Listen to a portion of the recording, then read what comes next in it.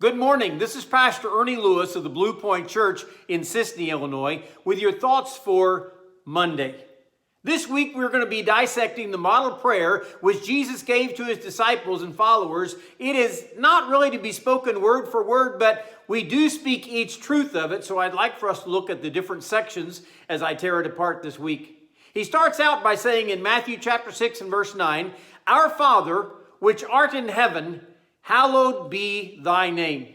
Now, this is a very endearing term to begin with. This certainly indicates that there's a relationship there with our Father before we ever begin these requests.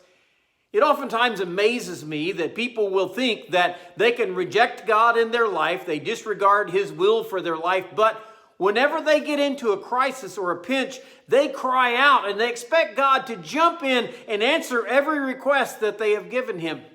Oh, Brother Ernie, we've been praying about this. Psalm 66:18 says, "If I regard iniquity in my heart, the Lord will not hear me." Certainly God is ready to hear the repentant prayer of his people. Over in 2 Chronicles 7, he says, "If my people who are called by my name will humble themselves and pray and seek my face and turn from their wicked ways, then I will hear from heaven and I will heal their land. I'll forgive their sin." But there is a progression there that he talks about where the people humble themselves before God. James chapter 5 and verse 16 says, "The effectual fervent prayer of a righteous man availeth much." Notice what God is looking for, what God is listening to here. The prophet Elijah speaks to the Lord, and certainly the Lord answers his request. But what about those who just need something and decide to call on God? Well, first of all, he says we call on our Father.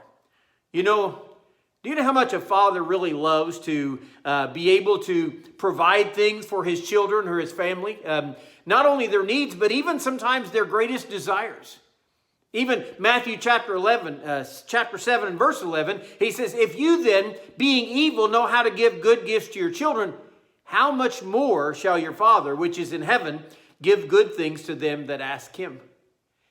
But you also notice here the placement in these verses. Our Father, which is in heaven. I know that God is omnipresent. I know he is there near us right now. But I also realize that he is on a throne in heaven, where the Bible says there are beautiful, colorful lightning bolts that are casting from that throne. It is a holy place where God is sitting. He's very separated from us as far as that goes. He is in a holy place whenever we call upon him. And then he says, "Hallowed be thy name." What that really means is he is the God of heaven. We need to treat him that way. A lot of people use those crude nicknames, you need to call on the man upstairs. Maybe you need to get a hold of the big guy. Hey, that is not how you talk about a holy God. As a matter of fact, when we call upon him, we have to recognize that we are hallowing, reverencing his name. I love the fact that Israel had a special name for God. They called him Yahweh. God gave them that name. This is who I am. Because he needs to be separated from all the false gods of this world. He needs a holy name that we reverence whenever we call upon him. And when we call on him, it has to be from a previous relationship. We have to revere who he is with a reverence for his name, his holy person, and with our humble requests as we come before him. Our Father, which art in heaven, oh, hallowed be thy name. Let's start that way, okay?